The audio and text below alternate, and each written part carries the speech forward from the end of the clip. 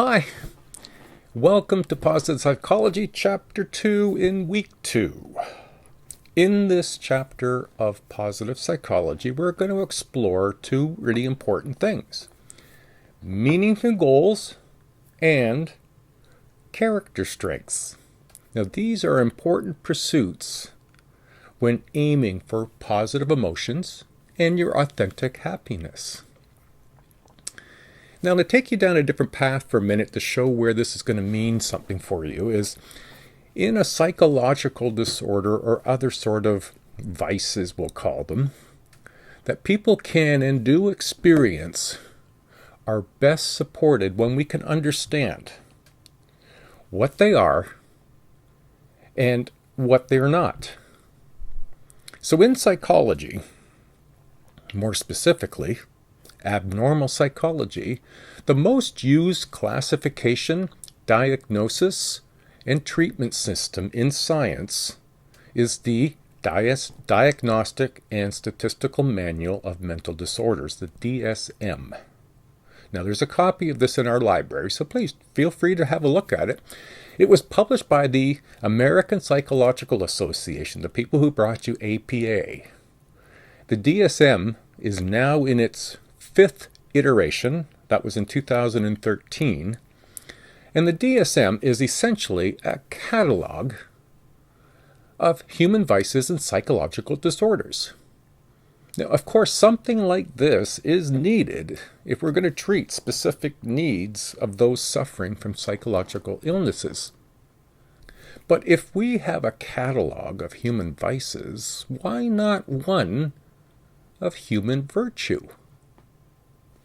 So early in the positive psychology movement, it was recognized that in order to advance research on human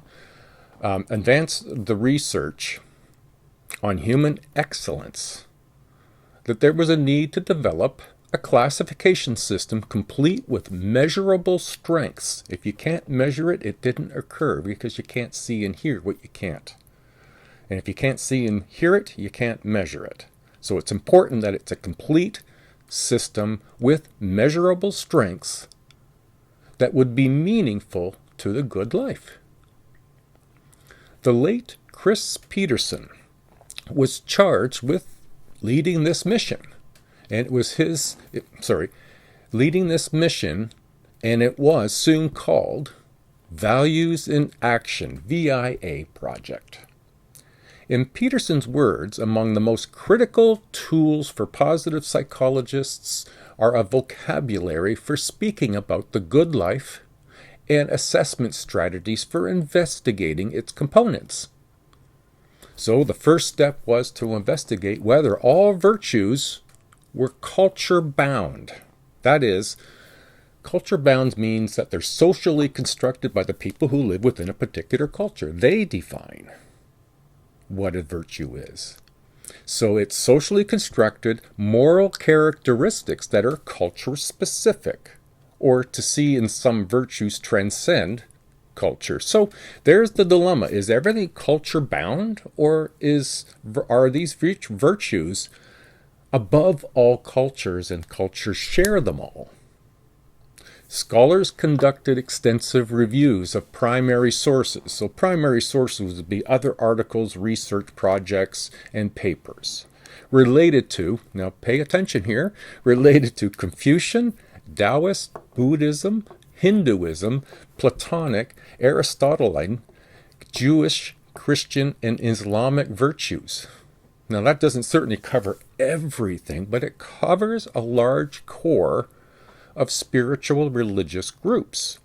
Now, the particular core virtues that reoccurred with a sort of pleasant tenacity, although different traditions emphasize different virtues, nearly all of the writings endorsed 6: courage, justice, humanity, love, which is 1, that's 3, temperance, 4, wisdom, and transcendence. In order for this research team to recognize a human strength, the strength, or the virtue, had to meet an additional 12 criteria. So we're seeing how through the scientific method in research, it really narrows down the interest area so that the research can be very focused and therefore less loose to interpretation and more factual or empirically based. So the 12 criteria that these strengths or virtues had to meet, they had to be ubiquitous. That just means, ubiquitous means that it's not culturally bound, or at least it's across many cultures. Next, fulfilling. The value or the virtue and the strength needed to be fulfilling. It needed to contribute to the life well lived. It needed to be morally valued.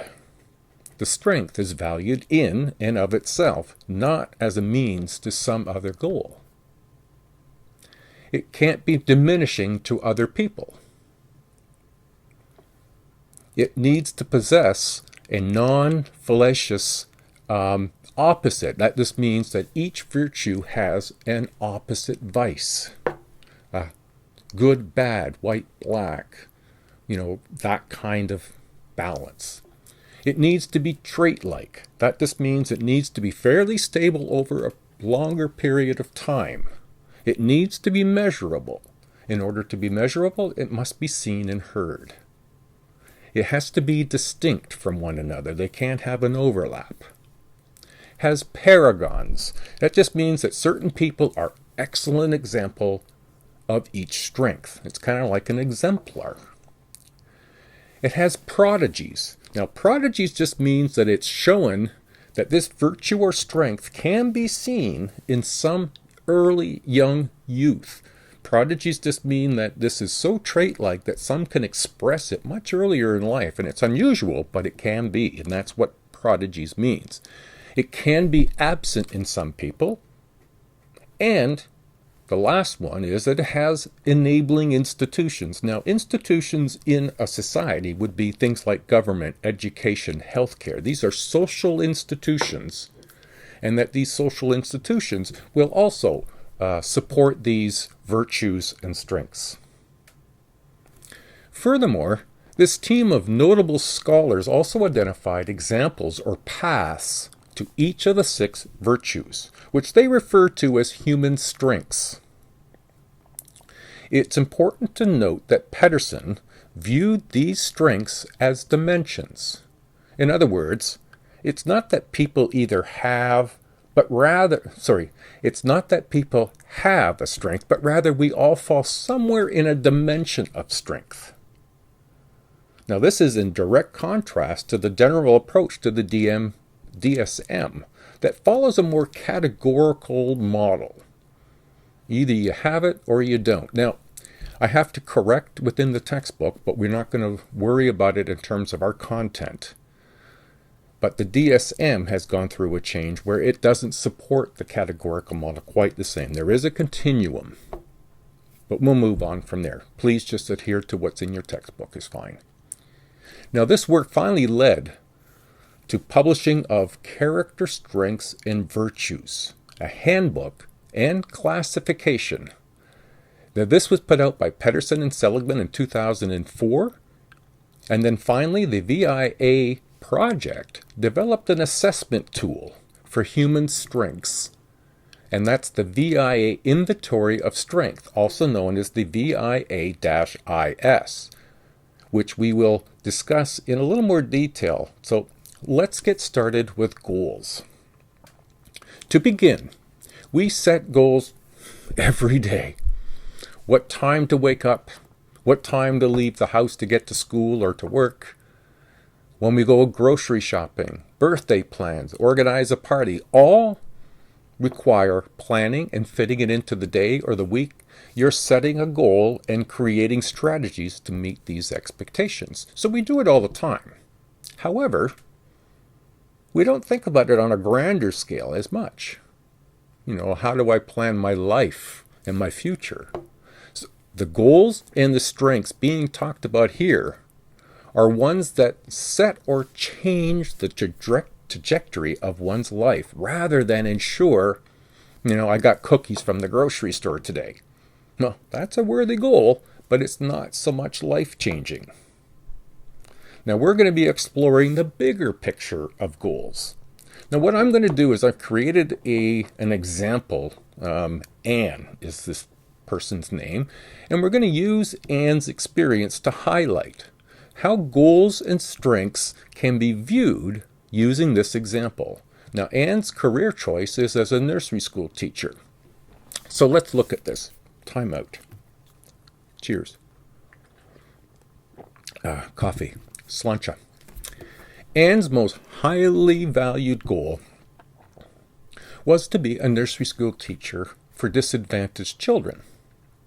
She wanted to do this to give these children a good start in life and to break the cycle of disadvantage. Now, to pursue this highly valued goal, she completed an education degree, got a job at a nursery school, did continuing professional education to improve her teaching skills.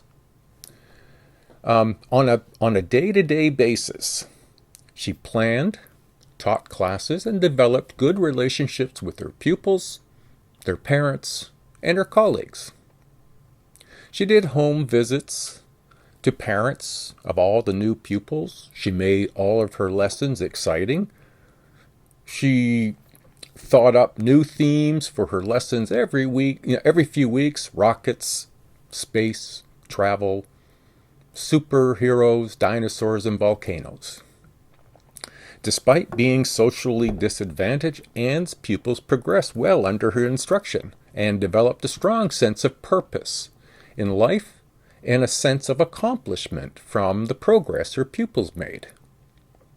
She also found learning new skills and teaching to be quite engaging, and developed very supportive relationships in college during her training and later with her colleagues at the school where she worked. Well, some days were very stressful and left her exhausted. Others brought Anne's positive emotions, such as joy and pride in her pupils' achievements. Now, overall, Anne's commitment to her highly valued personal goal of being a nursery school teacher enhanced her PERMA well-being, positive emotions, engagement, relationships, meaning, and accomplishment. Now, pursuing and attaining highly valued goals increases well-being. That's a major tenet of positive psychology. However, goals can have a downside. Actual or anticipated failure to meet goals may lead to unhappiness. Usually it's got to do with some degree of social comparison with other people. Maybe I look at someone else and say, well, they're doing it much better than I ever could. And the positive effects of goal attainment may be transitory. That just means it may be that they're exciting for a bit, but then we get used to them, and then we have to create more in order to feel it again. And if you remember, that's the hedonic adaptation. Now, goals have functions, though. The functions of goal can include giving life purpose. Now, these aren't just, like I said, the little goals, what makes me happy now. These are going forward in our lives. So it can give our lives purpose and direction. That's important. Increasing motivation keeps us going, organizing information, skills and strategies in terms of means and end, facilitating survival and giving life meaning, particularly if they are highly valued goals.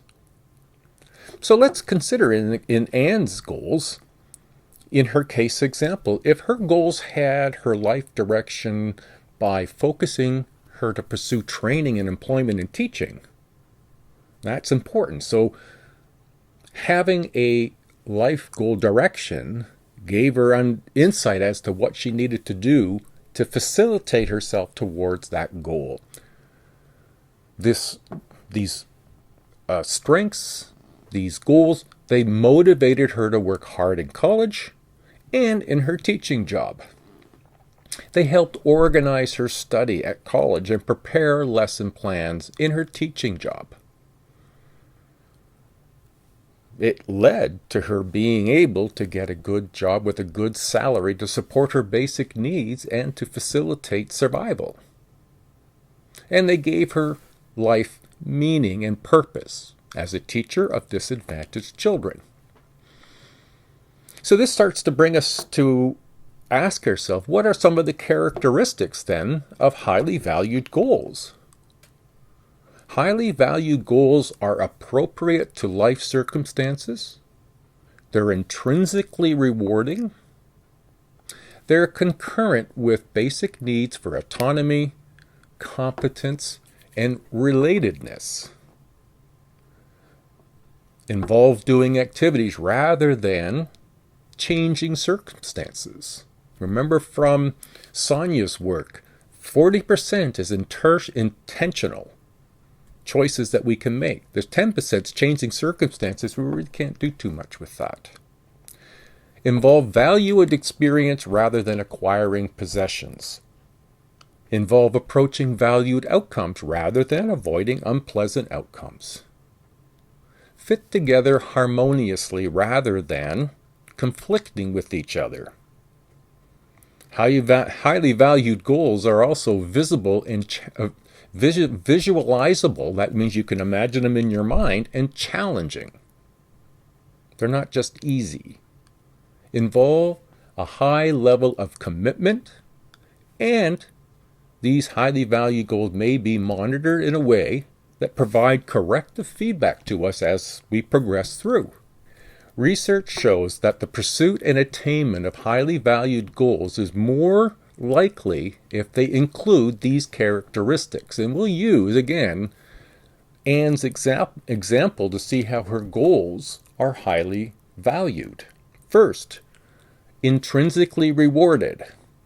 Well, it's not, in her instance, they are intrinsically rewarded, not extrinsically rewarding. For Anne, the process of teaching children was in itself intrinsically rewarding. Remember, intrinsically is that you want it from its own sake. She wanted to teach this because she wanted it, not because it was thrust upon her to do it. That's intrinsic. In contrast, writing end-of-term reports was extrinsically rewarding because that's the reports you write for other people who will then give you feedback.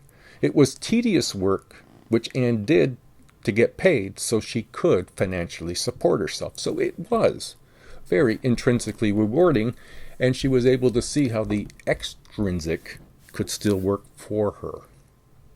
The second issue that we mentioned in the little blurb ahead there was concordant, which means in agreement with. So, in agreement with the basic needs for autonomy, competence, and relatedness. Now, the three basic needs are autonomy, competence, and relatedness. In her classroom, Anne was in charge of what happened. So, teaching met her need for autonomy. She used well-developed skills, so teaching met her need for competence.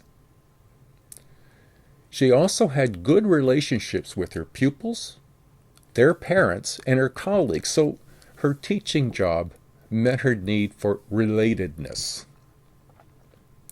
The third element we can look at is involved in doing valued activities more than acquiring possessions. Well, teaching involved preparing lessons, interacting with children, parents, and colleagues, watching children make progress, and things to that effect. Accumulating wealth and possessions were not a core aspect of Anne's goals. That she gained pay for basic needs isn't what she got the job to do. So that's not to say that you can't accumulate wealth and possessions and it's not part of your primary goal, but it can be a secondary part that you still value. The fourth element we can look at is involves approaching valued outcomes more than avoiding unpleasant outcomes. And that's a big step for some people. Anne's work as a teacher mainly involved approaching things she wanted to do rather than avoiding things she did not want to do. And it's important that when we start to move towards these highly valued goals, looking for the things that are of value become more clear to us, because that's the focus that we have. Another point, fitting together harmoniously then don't conflict.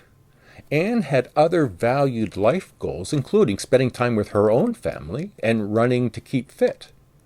Most of the time, these goals and her goal of being a teacher did not conflict with one another.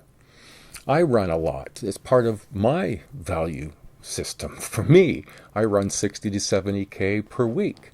But I do that at 5:30 in the morning, and so I'm done before 7. So it doesn't interfere with my teaching or my making videos, things that I am valued, have as valued goals. So 6 are visualizable and challenging, not fuzzy and easy.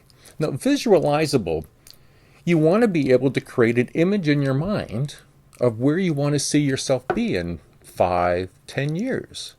And so the more visualizable it can be, and the element of challenge being included, not to say that it's so hard you can't do it, but neither should it be so easy that there's no challenge to it, make things more valued.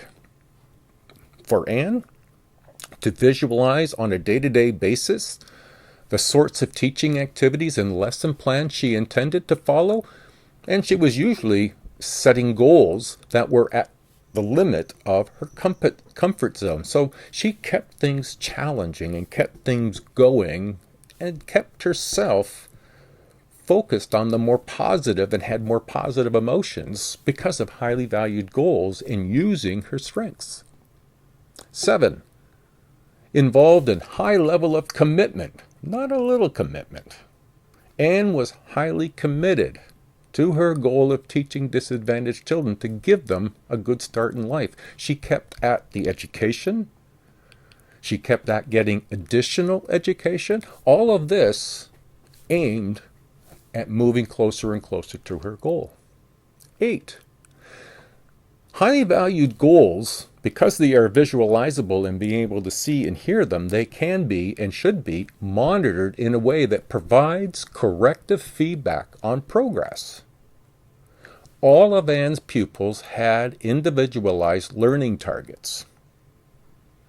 IEPs, they will call them in our education system, and Anne kept weekly records of their progress. This allowed her to monitor how well she was doing as a teacher and provide corrective feedback so she could change her teaching plans if some children failed to meet their targets.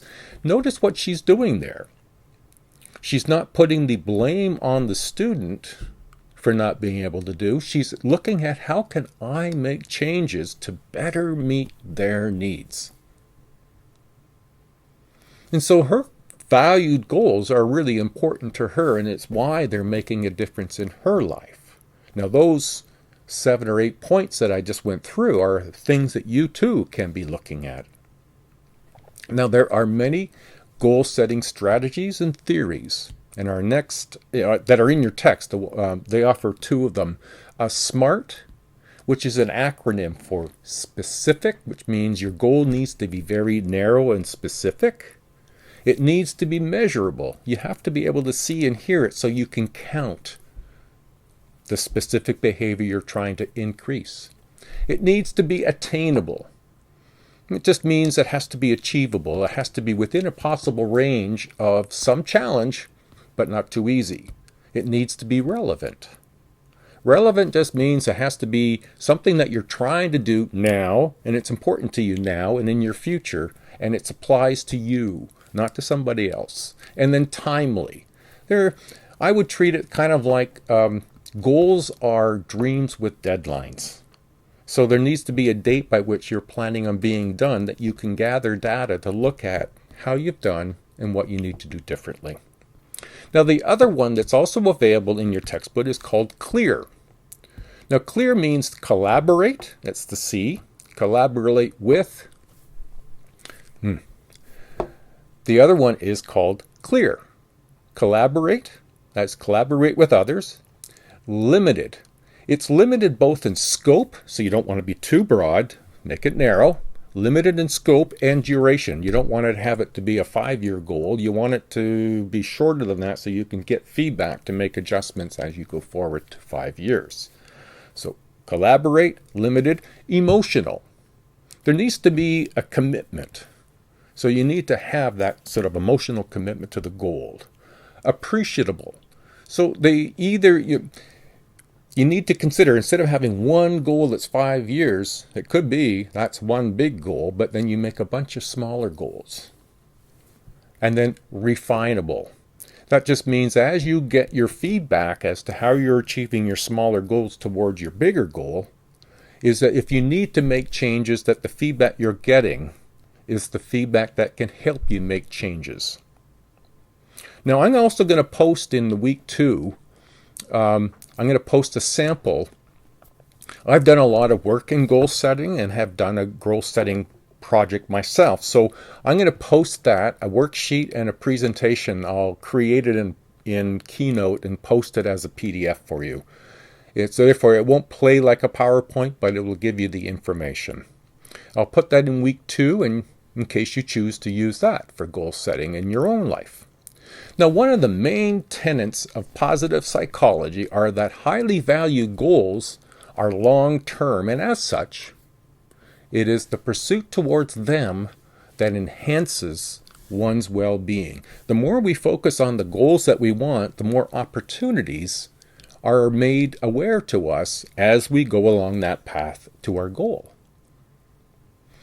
So it's really important that we put a premium on setting good long-term goals, and you need to keep your person circumstance in mind. That is to say, how old am I? What personal resources do I bring to the game? What traits do I bring? What are my strengths, characteristics? What cultural components can I bring? And these are all really important. Now, I think what I'm going to do, I'm going to stop the video here, and then I'm going to start with the second part shortly. I just don't want to make the videos super long each time. All right, so I'm going to take a break, and I'll come back and make part 2, and then that is where we'll end for week 2.